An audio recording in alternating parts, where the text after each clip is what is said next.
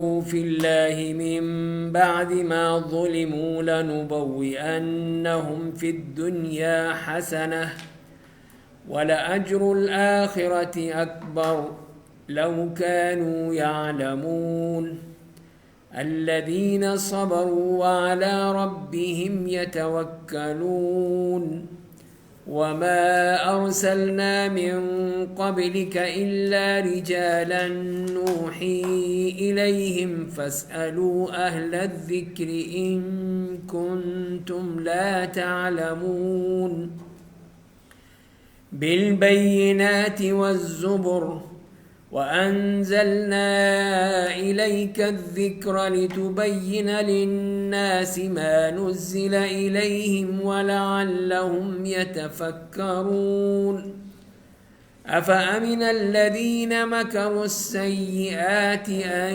يخسف الله بهم الأرض أو يأتيهم العذاب من حيث لا يشعرون أو يأخذهم في تقلبهم فما هم بمعجزين أو يأخذهم على تخوف فإن ربكم لرؤوف رحيم أولم يروا إلى ما خلق الله من شيء يتفيأ ظلاله عن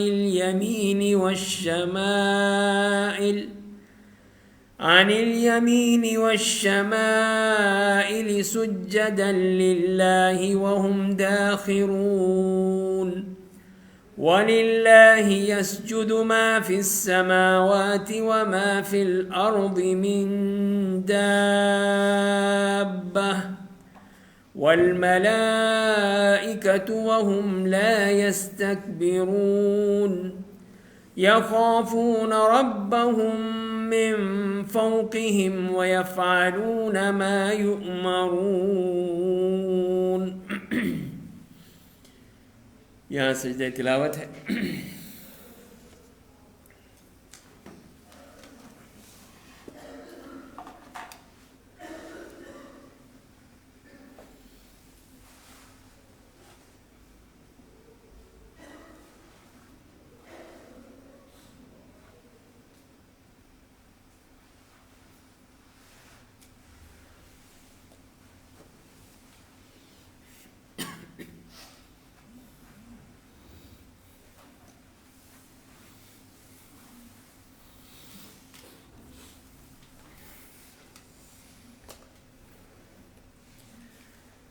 رکوع سے پہلے جو پچھلے ہم نے رکوع میں پڑھا تھا تو اس میں ان لوگوں کا یہ کہنا کہ اگر اللہ تعالیٰ چاہتا تو ہم شرک نہ کرتے اور نہ ہی ہمارے آباء و اجداد کرتے اور نہ ہی ہم کوئی چیز حرام قرار دیتے. مطلب یہ ہے کہ اللہ نے چاہا ہے. یہ ان کا ایک بہت ہی خطرناک قسم کا حملہ ہے کہ اللہ تعالیٰ نے اگر چاہا ہے تبھی تو ہم نے شرک کیا ہے اور ہم نے عبادت کی ہے دوسروں کی، تو اگر اللہ تعالیٰ نہ چاہتا تو نہ کرتے ہم. تو یہ انتہائی غلط قسم کا انہوں نے جو شوشہ چھوڑا ہے، تو یہ غلط تصور ہے. اس لیے کہ اللہ تعالیٰ نے ان کو عقل دی، سمجھ دی اور ان کو تمام تعلیمات دیں، اللہ کے رسول بھیجے. اس کے باوجود وہ اللہ تعالیٰ کسی کو مجبور نہیں کرتا. تو لہذا جو کام کیا انہوں نے خود کیا ہے، اسی لیے فرمایا کہ ان سے پہلے لوگوں نے بھی کیا، لیکن ہمارے رسولوں کا کام صرف پہنچانا تھا. انہوں نے پہنچا دیا، کوئی زبردستی نہیں کی. پھر اللہ تعالیٰ نے اپنی وہ قانون بیان کر دیا کہ ہم نے ہر امت میں ایک رسول بھیجا ہے جو لوگوں کو اللہ کی عبادت کا حکم دیتا ہے اور طاغوت سے بچنے کا حکم دیتا ہے کہ کوئی چیز بھی جو اللہ کے سوا کسی چیز کی عبادت کی جاتی ہے اس سے بچنے کا حکم دیتا ہے. تو کچھ لوگ تو اس میں سے ہدایت پا جاتے ہیں اور کچھ ہے جن کے اوپر گمراہی کا معاملہ جو ہے وہ اس کا ٹھپا لگ جاتا ہے. تو لہذا پھر نکلو زمین میں نکلو، دیکھو کہ ان جھٹلانے والوں کا کیا انجام ہوا.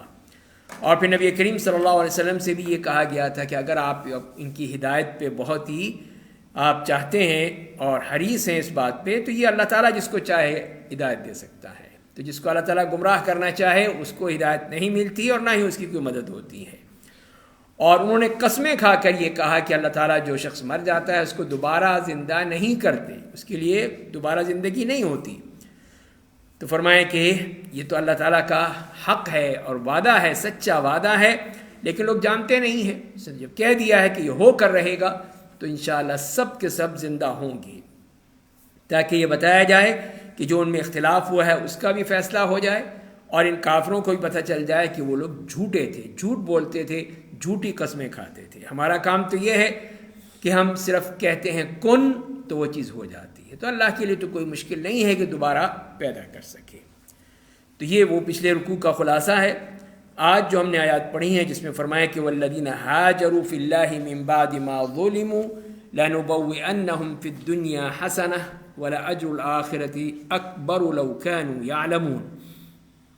تو یہ انہی کی جو باتیں کی تھی، انہوں نے جو قسمیں کھائی تھیں، اس کے بعد پھر یہ بتایا جا رہا ہے کہ وہ قسمیں کھا کھا کر یہ کہتے تھے کہ ہم دوبارہ زندہ نہیں ہوں گے، تو اللہ تعالیٰ نے پھر جو ان کے حالات تھے اس کو بدل کے بتایا کہ اللہ تعالیٰ کے ہاتھ میں ہی گمراہی ہے اور ہدایت ہے، اور اللہ ہی کی ہدایت سے وہ لوگ جو کہ ایمان لائے، ان لوگوں نے جو کام کیے اس کی طرف ذکر فرمایا ہے۔ فرمایا کہ والذین ہاجروا فی اللہ من بعد ما ظلموا لنبوئنہم فی الدنیا حسنہ، اور جن لوگوں نے ہجرت کی اللہ کے لیے، اللہ کے حکم سے، اس کے بعد کہ ان پر ظلم کیا گیا تھا، تو دنیا میں بھی ان کو بہترین مقام عطا فرمائیں گے، بہترین ان کو رہائش دیں گے۔ تو لہذا ان لوگوں کے لیے جن کو اللہ نے ہدایت دی اور ان لوگوں کو ہدایت نہیں ملی، ان کفار اور مشرکین کو، تو جن لوگوں کو ہدایت ملی اللہ تعالیٰ نے انہی کو حکم دیا کہ اب وہ اس ظالم لوگوں سے نکلیں، ظالم جگہ سے نکلیں اور مدینہ چلے جائیں۔ مدینہ کی ہجرت کرنے کے لیے حکم دے دیا گیا، اور ان کے لیے اللہ تعالیٰ نے وعدہ کیا کہ ان لوگوں پہ تو بہت ظلم ہوا تھا، بہت ان لوگوں نے ان کو پریشان کیا تھا، تو اب اگر یہ نکلیں گے تو اللہ تعالیٰ ان کو دنیا میں بہترین بدلہ عطا فرمائے گا۔ لنبوئنہم، یعنی ان کو جہاں پہ بھی وہ جائیں گے ان کو بہترین مقام ملے گا، بہترین جگہ ملے گی، بہترین رزق ملے گا، ہر طرح کی آسانیاں ملیں گی، جو چاہیں گے وہ ان کو ملے گا۔ کاروبار کریں گے تو بہترین کاروبار ہو جائے گا، کوئی ملازمت کریں گے تو وہ ہو جائے گی، جو چاہیں گے اللہ تعالیٰ ان کو وہاں پر دے گا، بشرطے کہ وہ ہجرت اللہ کے لیے ہو۔ اللہ تعالیٰ کے لیے ہجرت کریں گے تو وہ پھر اس کا ان کو بہترین جزا اور بدلہ ملے گا۔ جیسے کہ قرآن نے کہا ہے کہ وَمَن يُهَاجِرْ فِي سَبِيلِ اللَّهِ يَجِدْ فِي الْأَرْضِ مُرَاغَمًا كَثِيرًا وَسَعًا، کہ جو بھی اللہ کی راہ میں ہجرت کرتا ہے تو اللہ کی زمین میں اس کو بہت کچھ آسانیاں ملتی ہیں، وسعتیں ملتی ہیں، طرح طرح کی اس کے لیے آسائشیں مل جاتی ہیں۔ تو یہ ہے اصل چیز کہ انسان کی نیت خالص ہو، نیت پاک ہو۔ وَلَأَجْرُ الْآخِرَةِ أَكْبَرُ لَوْ كَانُوا يَعْلَمُونَ، اور جو آخرت کا ثواب ہے، آخرت کا اجر ہے، وہ اس سے بڑھ کر ہے، اس سے زیادہ ہے اگر وہ اس کو جانتے۔ تو یہی فرمایا کہ ان مہاجرین کے لیے ایک تو وہ ثواب ہے جو یہاں پہ دنیا میں بدلہ ملے گا اس کو، اور ایک وہ ہے جو کہ اللہ کے ہاں ہے، جنت میں ہے، جو اس سے بڑھ کر ہے، اس سے کہیں زیادہ ہے، وہ اللہ تعالیٰ ان کو وہاں پر دے گا۔ اور یہ اگر یہ جان لیں کہ کتنا ثواب ہے تو یہ یقین نہیں کریں گے کہ اتنا اللہ تعالیٰ نے ان کے لیے دنیا اور آخرت میں رکھا ہے، اور پھر کوئی بھی ہجرت سے پیچھے نہیں رہے گا، ہر شخص چاہے گا کہ وہ ہجرت کرے اور اللہ کے حکم کے مطابق اس کفر سے اسلام کی طرف چلا جائے۔ جیسے کہ فرمایا کہ الذین آمنوا وہاجروا وجاہدوا فی سبیل اللہ باموالہم وانفسہم اعظم درجۃ عند اللہ واولئک ھم الفائزون۔ فرمایا کہ جن لوگوں نے ایمان لائے، ہجرت کی، اللہ کی راہ میں جہاد کیا اپنے مال سے، اپنی جان سے، وہ اللہ کے ہاں زیادہ بلند درجہ رکھنے والے ہیں، زیادہ اونچا درجہ رکھنے والے ہیں، اور یہی لوگ کامیاب ہیں۔ وَأُولَئِكَ هُمُ الْفَائِزُونَ، یہی تو کامیاب لوگ ہیں۔ اور ان کے انعامات جو فرما دیے کہ يُبَشِّرُهُمْ رَبُّهُمْ بِرَحْمَةٍ مِّنْهُ وَرِضْوَانٍ وَجَنَّاتٍ لَهُمْ فِيهَا نَعِيمٌ مُقِيمٌ۔ اللہ تعالیٰ ان کو بشارت دیتا ہے اپنی طرف سے رحمت کی، رضامندی کی، اور ان باغات کی، ان جنتوں کی جس میں ان کے لیے ہمیشہ ہمیشہ کی نعمتیں ہیں۔ نعیم مقیم، ختم ہونے والی نہیں ہے، جو ہمیشہ رہے گی۔ خالدین فیہا ابدا ان اللہ عندہ اجر عظیم، بے شک اللہ تعالیٰ کے ہاں بہت بڑا اجر ہے۔ اور پھر انہی کے بارے میں فرمایا مزید کہ الذین صبروا وعلی ربہم یتوکلون، کہ یہی مہاجرین جنہوں نے ہجرت کی اور اللہ کے حکم سے پھر وہ یہاں پر آئے، تو ان مہاجرین کے فرمایا کہ ان کی صفت کیا ہے؟ پہلی صفت کیا؟ الذین صبروا، جن لوگوں نے صبر کیا کہ اللہ کے حکم پر وہ قائم رہے، جو بھی اللہ کا حکم ملا اس پر چلتے رہے، اسی کے مطابق اپنی زندگی بسر کی، اور اس میں کسی قسم کی کوئی ہچکچاہٹ نہیں ہے، کوئی رد و بدل نہیں ہے، اسی پہ ہی لگے رہے، ہر قسم کے حکم کی تعمیل کی، اور جہاں پہ روکا وہاں رک گئے۔ تو یہ ہیں وہ لوگ جن لوگوں نے صبر کیا۔ اور دوسری صفت ان کی کیا ہے؟ وَعَلَىٰ رَبِّهِمْ يَتَوَكَّلُونَ، اور وہ اپنے رب پر ہی توکل کرتے ہیں، اعتماد کرتے ہیں، اسی پہ ہی ان کا بھروسہ ہے۔ تو یہ ہیں وہ لوگ، اس پر نہیں ہے کہ وہاں جائیں گے تو کیا ملے گا، کہاں سے کھائیں گے، کہاں سے ہوگا، کوئی ان کو فکر نہیں تھی۔ ان کے لیے تو یہی فکر تھی کہ وہ اللہ کے حکم کے مطابق یہ عمل کرے۔ تو ان لوگوں نے پھر وہ توکل کیا، اللہ کے احکام کی پیروی کی، اور پھر وہ وہاں پہ پہنچ گئے۔ فرمایا کہ وما ارسلنا من قبلك الا رجالا نوحي اليهم فاسألوا اہل الذکر ان کنتم لا تعلمون، اور نہیں بھیجا ہم نے آپ سے پہلے مگر ایسے مردوں کو جن کی طرف ہم وحی کرتے ہیں۔ تو یہ پھر بتا دیا نبی کریم صلی اللہ علیہ وسلم کو کہ آپ سے پہلے جتنے بھی انبیاء کرام بھیجے ہیں ہم نے، یہ وہ ہیں جو کہ بنی آدم کی اولاد تھے، انسان تھے، مرد تھے، کوئی وہ فرشتے نہیں تھے، اس میں کوئی خواتین نہیں تھیں، اس میں کوئی اور نہیں تھا، صرف اور صرف یہ بنی آدم میں سے وہ لوگ تھے جن کو اللہ تعالیٰ نے نبی بنا کر بھیجا تھا۔ اور پھر ان کی طرف وہی آتی تھی، یہ شریعت آتی تھی، احکام شریعت آتے تھے، اور جو بھی اللہ کی طرف سے پیغامات ہوتے تھے سب وہ ان کے پاس آتے تھے۔ جسے قرآن نے ہی کہا ہے وَمَا أَرْسَلْنَا مِن قَبْلِكَ إِلَّا رِجَالًا نُوحِي إِلَيْهِم مِّنْ أَهْلِ الْقُرَىٰ، اور نہیں بھیجا ہم نے آپ سے پہلے کسی کو مگر یہ رجال، مرد جن کی طرح ہم وحی کرتے ہیں بستیوں والوں میں سے۔ تو یہ اللہ تعالیٰ نے اس کو کئی جگہ پہ بیان کیا، تو یہی بتانے کے لیے کہ یہ بھی تو انسان تھے، رجال انسان تھے، کوئی فرشتے نہیں تھے، کوئی ما فوق الفطرت چیز نہیں تھی۔ اور یہی اصل مسئلہ تھا ان کافروں کا، مشرکین کا، کہ وہ یہ کہتے تھے کہ تم ہماری طرح ہی ہو، ہماری طرح تم کھاتے ہو، پیتے ہو، بازاروں میں جاتے ہو، کاروبار کرتے ہو، تمہارے بیوی ہیں، بچے ہیں، سب کچھ ہیں، تو تم نبی بن گئے، ہم نہیں بنے، یہ کیسے ہو گیا؟ تو یہی اللہ تعالیٰ نے اس کو واضح کیا، بار بار بیان کیا کہ ہم نے، یہی ہمارا قانون ہے کہ ہم نے جو بھی ہے انسانوں ہی کو بنا کر بھیجا، انہی میں سے بنا کر بھیجا، انہی خاندانوں میں سے، انہی قوموں میں سے بنا کر بھیجا ہے، باہر سے نہیں لے کر آئے ہم کہیں، نہ فرشتوں کو ہم نے بھیج دیا۔ یہ تو کہا کرتے تھے نا کہ فرشتے کیوں نہیں آتے؟ کوئی فرشتے ہوتے، باڈی گارڈ ہوتے، سیکیورٹی ہوتی، آگے پیچھے دائیں بائیں ہٹو بچو، پورا ایک لاؤ لشکر ہوتا تو ہم مانتے کہ ہاں واقعی یہ نبی ہے۔ یہ تو کچھ بھی نہیں، ویسے ہی ہے جیسے ہمیں۔ فرق کیا ہوا پھر اس میں؟ تو وہی اللہ تعالیٰ نے بتایا فرق کیا ہے، نوحی الیہم، ہم ان کی طرف وہی اتارتے ہیں، یہ فرق ہے۔ تمہارے اوپر وہی نہیں آتی، تم انسان ہو لیکن تمہیں کوئی وحی نہیں ملے گی، وحی ان کو ملے گی، اللہ تعالیٰ فرشتے ان پر بھیجے گا، اور یہ اللہ کا حکم تمہیں بتائیں گے۔ تو لہذا تم نے ان کی بات ماننی ہے، ان سے قبول کرنا ہے، جو کچھ بتاتے ہیں اس کو مانو۔ فَاسْأَلُوا أَهْلَ الذِّكْرِ إِن كُنتُمْ لَا تَعْلَمُونَ، تو اے مشرکین کو خاص طور پہ کہا کہ اہل کتاب سے ذرا پوچھو۔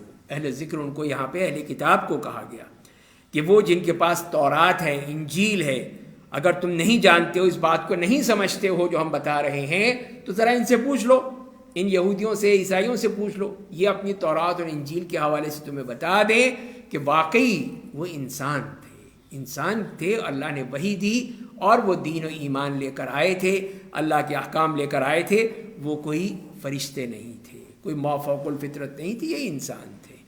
تو یہی چیز تمہیں بتائیں گے اگر تم اس بات کو نہیں سمجھتے ہو۔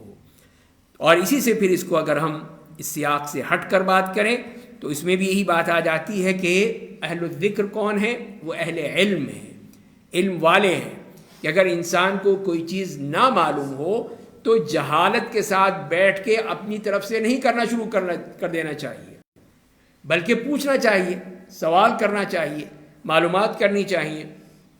جیسے کہ وہ حدیث میں جو آتا ہے، ایک شخص آیا نبی کریم صلی اللہ علیہ وسلم کے پاس کہ میرا بیٹا جو ہے یہ فلاں شخص کے پاس کام کیا کرتا تھا، وہاں پہ اس نے بدکاری کر ڈالی اسی کی بیوی سے. لوگوں نے بتایا کہ تم یوں کرو کہ ایک ریوڑ دے دو بکریوں کا اور ایک غلام دے دو اور ٹھیک ہے تمہاری جان چھوٹ جائے گی. تو پھر جب بتایا جو اس نے پوچھا، علماء سے پوچھا تو انہوں نے کہا کہ نہیں، یہ تو غلط بات ہے. تو وہ پھر آئے نبی کریم صلی اللہ علیہ وسلم کے پاس، یا رسول اللہ بتائیے جو اللہ اور اس کے رسول کا حکم ہے وہ کیا ہے. تو انہوں نے کہا کہ یہ تمہارے لونڈی بھی واپس، یہ بکریاں بھی واپس، اس کا کوئی ذکر نہیں ہے. تمہارے بیٹے کو 100 کوڑے لگیں گے، اس کی بیوی کو رجم ہوگا، اس کو سنسار کر کے مار دیا جائے گا. تو یہ ہے فیصلہ. تو یہ ہوتا ہے کہ پہلے سے جس انہوں نے خود اپنی طرف سے بنا لیا یا کسی سے پوچھ لیا، اس نے غلط سلط بتا دیا اور وہ اسی کو ہی وہ دین سمجھنے لگے. لیکن اس وقت رسول اللہ موجود تھے، اسی لیے وہ رسول اللہ کے پاس آئے اور آپ نے وہ فیصلہ کر کے بتا دیا کہ یہ ہے فیصلہ میرا. تو لہذا یہ ہے اصل چیز کہ اگر آپ دوسروں کے پاس جائیں گے کہ فلاں سے پوچھ لوں، فلاں سے پوچھ لوں، فلاں کے پاس چلا جاؤں، اس کے بجائے قرآن و حدیث سے آ کے پوچھیے، اس اہل عالم سے پوچھیے جس کے پاس قرآن کا علم ہے، حدیث کا علم ہے. وہ بتائے گا آپ کو کہ اللہ کا حکم کیا ہے، اللہ کے رسول کا حکم کیا ہے. فَاسْأَلُوا أَهْلَ الذِّكْرِ إِن كُنتُمْ لَا تَعْلَمُونَ. تم نہیں جانتے ہو تو پوچھو، اندھے بہرے نہ بن جاؤ کہ نہیں جی ہم نے تو سنا ہے، یہ چلا آ رہا ہے، یہ ہے. تو اب اسی لیے دیکھ لیجئے کہ 3 طلاقوں کا جیسے مسئلہ ہے، وہ چیز چل پڑی ہے کہ 3 طلاقیں ہوتی ہیں، بس جی ختم، مسئلہ ہی ختم ہے. وہ آپ کو سارے وہاں بیٹھے ہوں گے منشی، وہ بھی یہ لکھ کے دے دیں گے، جو وکیل بیٹھے ہیں جاہل وہ بھی یہ لکھ کے دے دیں گے، سب جو اسی پہ قانون بن رہا ہے، اسی پہ ہی وہ سب کچھ ہو رہا ہے. قرآن حدیث کہاں گیا بھائی؟ اس کی بات کرو نا، اس پہ پوچھو کہ اللہ نے کیا کہا ہے، اللہ کے رسول نے کیا کہا ہے. جو اللہ کا قانون ہے اس کے خلاف اگر کوئی قانون ہے تو وہ قانون نہیں ہو سکتا، غلط ہے. وہ کیسے بن سکتا ہے کہ وہ آپ کہیں کہ نہیں یہ 3 طلاقیں دیں تو ہو گئی، بس ٹھیک ہے ختم ہو گیا. جب اللہ تعالیٰ کہہ ہی رہا ہے کہ اب طلاق مرتین، 2 الگ الگ طلاقیں ہیں، پھر تیسری میں تم نے فیصلہ کرنا ہے، تو تم کہہ رہے نہیں بس جی ہو گئی طلاق، ہو گئی. یہی تم نے غلط فیصلے کرتے ہو، لوگوں کو غلط باتیں بتاتے ہو. تو لہذا قرآن کا جو طریقہ ہے وہ سمجھنا چاہیے کہ وہ کیا کہہ رہا ہے. اور پھر دوسری بات جو اگلی آیت میں فرمائی کہ بالبینات والزبر، کہ بینات کھلی ہوئی نشانیوں کے ذریعے سے اور کتابوں کے ذریعے سے.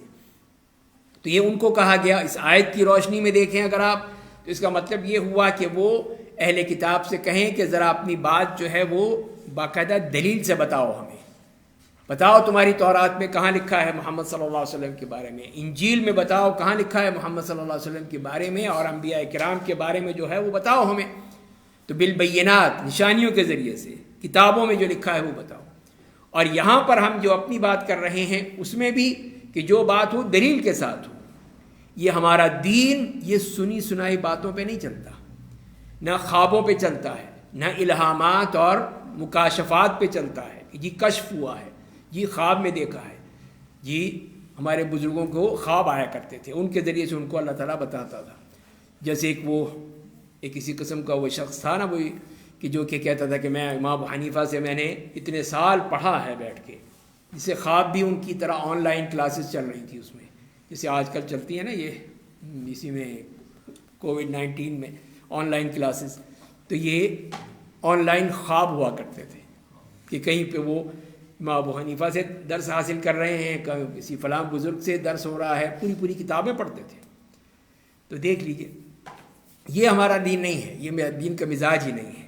جو چیز ہے بالبینات والزبر، دلیل کے ساتھ بات کرو. جو بات ہے قرآن میں ہے آمنا وصدقنا، حدیث میں ہے سر آنکھوں پر، بس بات ختم ہو گئی. اب یہ کہ جی فلاں نے یہ کہا ہے، فلاں نے یہ کہا، فلاں نے یہ کہا، بھئی فلاں کون ہوتا ہے؟ وہ نبی ہے، اس کو رسول کہتے ہیں. کیا کہتے ہیں اس کو؟ آپ نے انبیاء کرام کا درجہ دے دیا، ان کو رسول کا درجہ دے دیا کہ جی فتاوی عالمگیری میں لکھا ہوا ہے، در مختار میں لکھا ہوا ہے، فلاں میں لکھا ہوا ہے، فلاں میں لکھا. بھئی قرآن و حدیث کا حوالہ دو نا، وہ ہے ہمارے پاس بالبینات والزبر، وہ ہے دلیل. یہ تو نہیں ہے کہ تم لوگوں کی کتابوں کے، لوگوں کے اقوال کے تم ہمیں حوالے دے رہے ہو. اس کا کیا مطلب ہوا؟ تو یہی افسوسناک بات ہوتی ہے کہ ہم اللہ کے دین کو چھوڑ کر اور دوسرا دین بنانے کی طرف بیٹھ جاتے ہیں، دوسروں کی باتیں لینا شروع کر دیتے ہیں۔ اور پھر نبی کریم صلی اللہ علیہ وسلم کا موقف بتا دیا کہ آپ کا موقف کیا ہے، وَأَنزَلْنَا إِلَيْكَ الذِّكْرَ لِتُبَيِّنَ لِلنَّاسِ مَا نُزِّلَ إِلَيْهِمْ، اور ہم نے یہ ذکر نازل کیا آپ پر تاکہ آپ کیا کریں، لِتُبَيِّنَ لِلنَّاسِ، لوگوں کے لیے بیان کریں جو بھی آپ پر نازل ہوا ہے، مَا نُزِّلَ إِلَيْهِمْ، جو ان کے لیے نازل ہوا ہے اس کو وہ بیان کریں، واضح کریں، بتائیں کہ وہ کیا چیز ہے۔ تو یہ ہے، تو نبی کریم صلی اللہ علیہ وسلم کی ڈیوٹی بتا دی کہ آپ کا کام ہے بتانا۔ تو پھر جب آپ کا کام ہے تو آپ سے پوچھیں گے کہ کسی اور سے جا کر پوچھیں گے؟ پھر جا کے جی فلاں مولوی صاحب کے پاس چلے جاؤ، فلاں کے پاس چلے جاؤ، فلاں سے فتویٰ لے لو۔ بھئی یہ پوچھو کہ قرآن میں کیا ہے، اللہ کے رسول نے کیا کہا، یہ پوچھو، وہ بتائیں گے تمہیں۔ اب قرآن کریم میں کتنی ہی چیزیں ہیں جن کی وضاحت قرآن میں نہیں ہے۔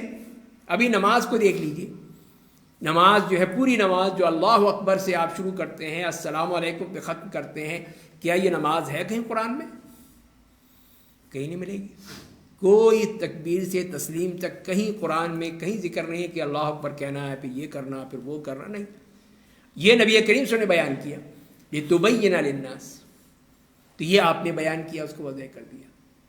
دوسری مثال، ایک واضح مثال ہے کہ چور مرد اور عورت کو کہا کہ ہاتھ کاٹ ڈالو، ایک ہی آیت ہے، صرف ایک آیت ہے، نہ چوری کے احکام بیان کیے کہ کس پہ کاٹنی ہے، کس چیز پر کتنی قیمت ہو، کتنا نصاب ہو، کتنا اس کا مسئلہ ہو، کچھ نہیں بتایا۔ کہاں سے کاٹنا ہے، اس لیے کہ ید کا معاملہ جو ہے وہ عربی زبان میں تو پورے بازو کو آتا ہے، اسی لیے وضو کرنے میں یہ کہہ دیا کہ فَاغْسِلُوا أَيْدِيَكُمْ إِلَى الْمَرَافِقِ، کوہنی تک ہاتھ دھونا۔ اگر اللہ تعالیٰ وہاں کہہ دیتے جیسے یہاں فرمایا کہ فَاغْسِلُوا أَيْدِيَكُمْ، تو ہمیں ہاتھ یہاں تک دھونا پڑتا، تو یہاں کندھے تک پوری آپ آستین چڑھاتے اوپر اور پھر یہاں تک دھوتے تو آپ کا وضو ہوتا۔ لیکن اللہ تعالیٰ نے ہمارے لیے آسانی فرما دی اور کہا کہ إِلَى الْمَرَافِقِ، کوہنیوں تک ہاتھ دھو لو۔ یہ ہاتھ اس لیے کہ ہاتھ یہاں تک حد معلوم ہو گئی، اب یہاں نہیں معلوم ہوئی، اسی لیے کسی نے کہا کہ کندھے سے کاٹو، کسی نے کہا جی کونی سے کاٹو، کسی نے کہا اس پہنچے سے کاٹو، کسی نے کہا انگلیاں کاٹ دو، کسی کو ناخن نکال دو۔ ابھی قرآن کیا کہہ رہا ہے؟ سمجھ میں نہیں آئی بات قرآن کی۔ تو پھر نبی کریم صلی اللہ علیہ وسلم کے پاس جاؤ، پھر لِتُبَيِّنَ لِلنَّاسِ، آپ نے یہاں سے کاٹا، اس جوڑ سے یہاں سے کاٹ دیا تھا، بات ختم ہو گئی، اختلاف ہی ختم ہو گیا، سارا اختلاف ختم۔ لِتُبَيِّنَ لِلنَّاسِ، تاکہ لوگوں کے لیے بیان کر دے۔ تو یہ ہے نبی کریم صلی اللہ علیہ وسلم کی ڈیوٹی۔ تو قرآن بھی سمجھ میں آ ہی نہیں سکتا، وہ کہتے ہیں کہ نہیں جی الٹا یہ نظام ہے۔ آج کل یہ بحثیں چلتی رہتی ہیں اسی سوشل میڈیا پہ، کچھ ہانکتے رہتے ہیں کہ نہیں حدیثوں کو پہلے قرآن پہ پرکھو، اگر وہ قرآن کے مطابق ہے تب تو ٹھیک ہے، قرآن کے مطابق نہیں ہے تو جاؤ پھینکو اس کو، چاہے وہ بخاری کی ہو یا مسلم کی ہو، کوئی ضرورت ہی نہیں اس کی۔ تو یہ الٹے سیدھے بنا رکھے۔ جب قرآن کہہ رہے لِتُبَيِّنَ لِلنَّاسِ، تو لوگوں کے لیے بیان کیجئے مَا نُزِّلَ إِلَيْهِمْ، تو پھر ہم قرآن کو کیسے سمجھ سکتے ہیں حدیث کے بغیر؟ سمجھ ہی نہیں سکتے۔ تو یہی وجہ ہے کہ وہ قرآن کو یہ نہیں سمجھ پاتے۔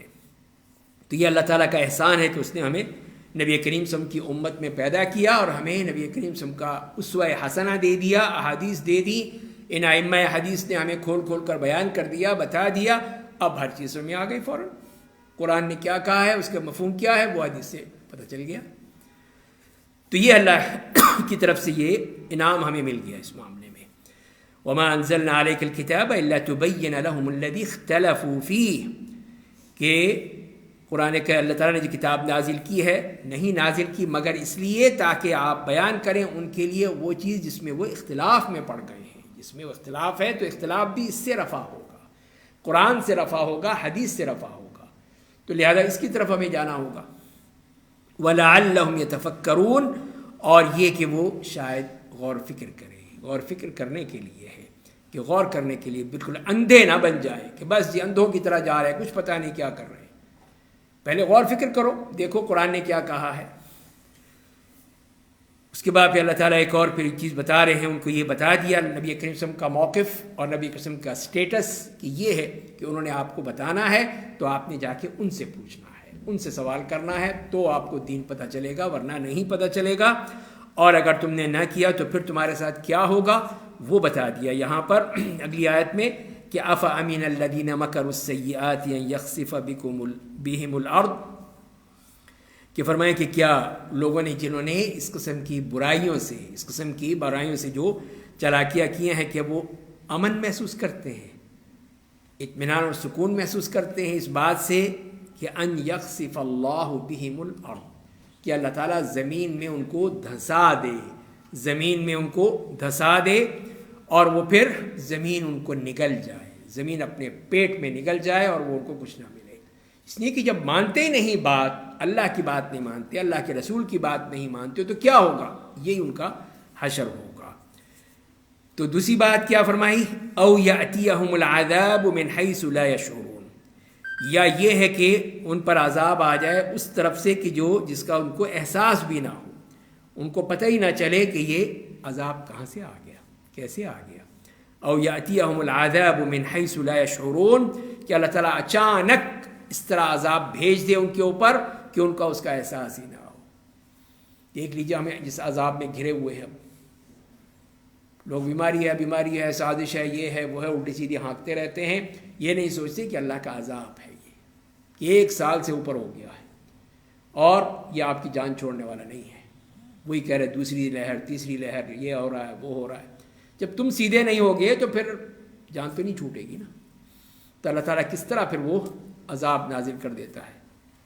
تو یہ ہے کہ اللہ تعالیٰ اس طرح پھر عذاب لائے کہ تمہیں پتہ ہی نہ چلے، احساس ہی نہ ہو کیا ہوا.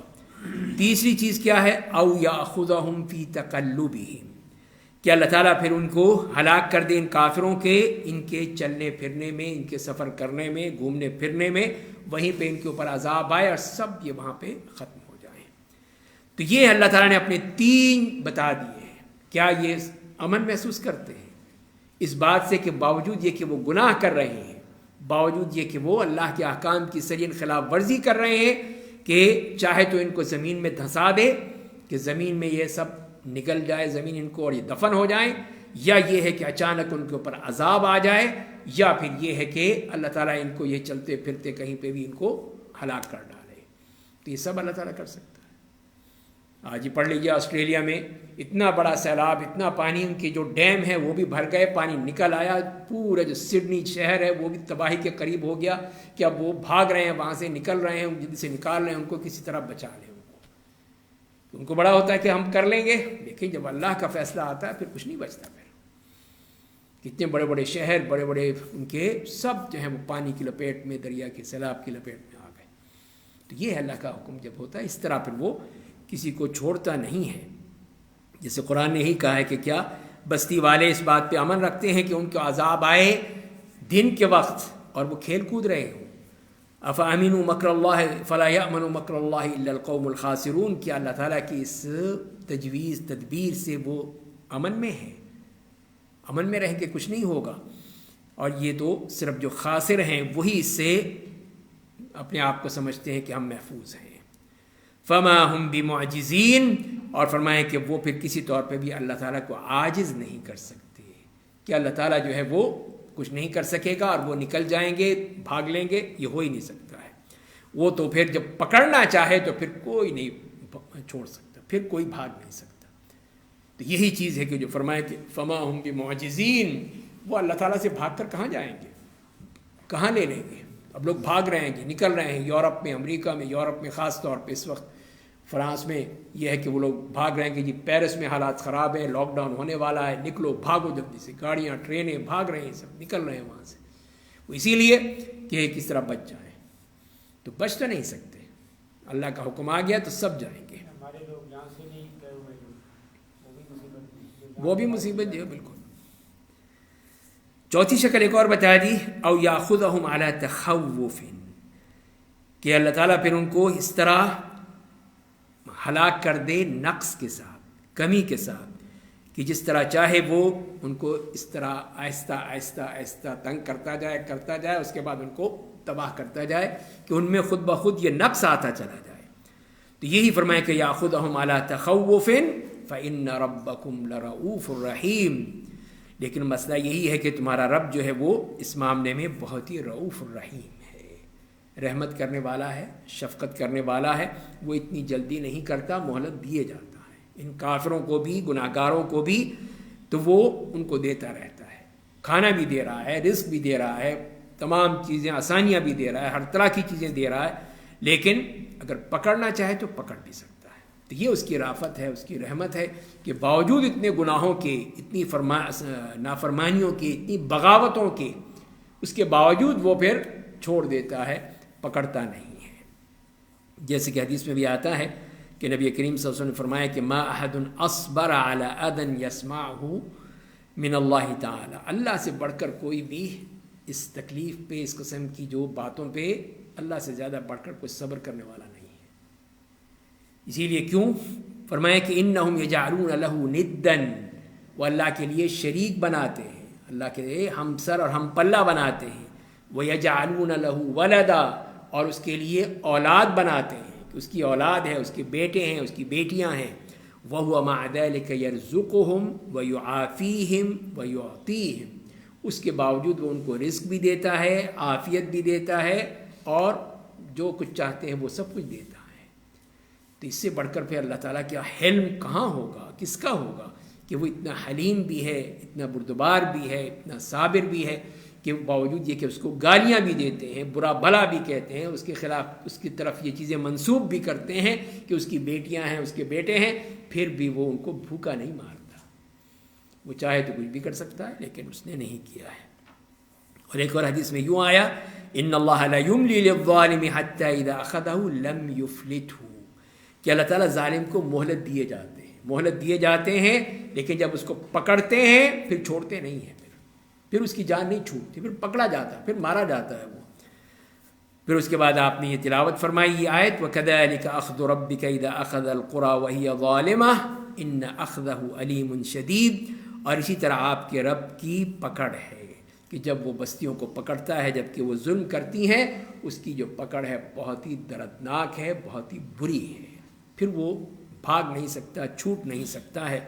تو یہ اللہ تعالیٰ کی وہ پکڑ ہوتی ہے ان گناہ گاروں کے لیے، ان ظالموں کے لیے، جو یہ سمجھتے ہیں کہ نہیں ہمیں تو کچھ نہیں ہوگا، یہ تو ان لوگوں کے لیے تھا، ہمارے لیے تو کچھ بھی نہیں ہے۔ اس کے بعد اللہ تعالیٰ نے پھر اپنی ہی قدرت کی بات کی ہے یہ بتانے کے لیے کہ تم نے لوٹنا تو اللہ ہی کی طرف ہے۔ تو آؤ دیکھو کہ اللہ تعالیٰ نے اپنے بندوں کے لیے کیا کچھ کیا ہے۔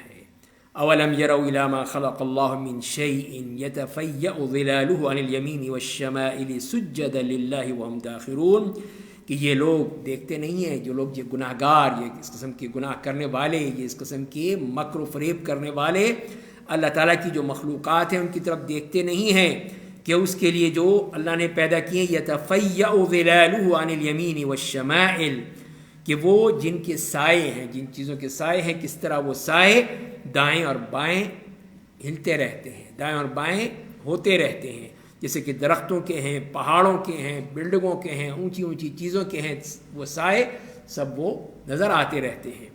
تو ایک جگہ سے دوسری جگہ، ایک طرف ادھر سایہ ہے، پھر اس کے بعد ادھر سایہ ہو گیا، تو اپنی جگہ منتقل ہوتا رہتا ہے۔ تو یہ سب وہ اللہ تعالیٰ کی طرف سے ہیں، لیکن اللہ تعالیٰ نے اس کو یہ بتا دیا کہ یہ کیا ہے، یہی تو ان کی اللہ تعالیٰ کی طرف سے جو تسخیر کی گئی ہے کہ وہ اللہ کو سجدہ کرتے ہیں، سجدا للہ وہم داخرون۔ تو یہ ہے اللہ تعالیٰ کی طرف سے کہ یہ ان کا معاملہ ہے کہ وہ اس طرح اللہ کے لیے سجدہ کر رہے ہیں، اسی کے حکم کے پابند ہیں۔ تو جو اس کا حکم ہے وہ کرنا ہے انہوں نے، اب وہ اس کے بغیر کچھ حرکت بھی نہیں کر سکتے ہیں۔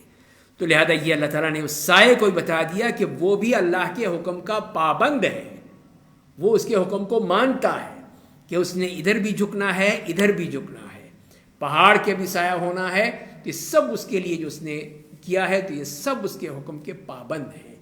لیکن یہ انسان کیوں نہیں مانتا، یہ کیوں نہیں سمجھتا کہ میں نے بھی اللہ کے حکم کی پابندی کرنی ہے، جو اس کے اوامر ہیں، جو اس کے نواہی ہیں، اس کا پورا خیال رکھنا ہے، یہ ماننے کو تیار نہیں ہوتا، اور یہی پھر اپنی منمانی کرتا ہے، اور پھر اسی میں ہی پھر وہ مارا جاتا ہے۔ اور یہ فرمایا دیا کہ یہی تو اس کی مثال دی، اور پھر یہ بتا دیا کہ پوری کائنات میں ہر چیز اللہ کو سجدہ کرتی ہے۔ وَلِلَّهِ يَسْجُدُ مَا فِي السَّمَاوَاتِ وَمَا فِي الْأَرْضِ مِن دَابَّةٍ، اور جو بھی آسمان میں ہے اور جو بھی زمین میں ہے وہ اللہ کے لیے سجدہ کرتا ہے. جو بھی اس کے حیوانات ہیں، جو بھی حشرات ہیں، طیور ہیں، انس ہیں، جن ہیں، سب کے سب اللہ ہی کو سجدہ کرتے ہیں، اور کوئی بھی اس کے سامنے اکڑ نہیں سکتا. کوئی اکڑنے والا نہیں ہے. وہ تو ابلیس ہی اکڑا تھا، لیکن اللہ تعالیٰ نے دکھا دیا کہ سب کے سب اس کی ربوبیت کے سامنے جھکے ہوئے ہیں، اس کو ماننے کے لیے، اس کی عزت کے سامنے ذلیل ہیں. یہ سب اس کے سامنے جھکتے ہیں، اسی کی حکومت، اسی کے اقتدار کو مانتے ہیں. تو یہ ہے اللہ تعالیٰ کی طرف سے ان کو بتا دیا کہ یہ سب اللہ کے حکم کے پابند، کوئی بھی اس میں سرتابی نہیں کر سکتا، نافرمانی نہیں کر سکتا. والملائکۃ وہم لا یستکبرون، اور یہاں تک کہ فرشتے بھی، وہ بھی اللہ کے سامنے سجدہ کرتے ہیں، اور وہ کوئی بھی تکبر نہیں کرتے، غرور نہیں کرتے، اکڑتے نہیں ہیں. انہوں نے کیا صرف کیا تو ابلیس نہیں کیا تھا کہ وہ اکڑ گیا تھا، لیکن فرشتے سب کے سب اللہ کے حکم کے پابند ہوتے ہیں. یخافون ربهم من فوقهم ویفعلون ما یؤمرون، جو بھی اللہ کا حکم ہوتا ہے فوراً کرتے ہیں، اس کی کوئی بھی سرتابی نہیں کر سکتے، انکار نہیں کر سکتے. تو یہی ان کا فرشتوں کا معاملہ ہے کہ فرشتے بھی اس معاملے میں کس طرح اس حکم کے پابند ہیں. یخافون ربهم من فوقهم ویفعلون ما یؤمرون، اپنے رب کی ہر بات کو ماننے کے لیے تیار رہتے ہیں، جو بھی ان کا حکم ہوتا ہے اس کے مطابق عمل کرتے ہیں.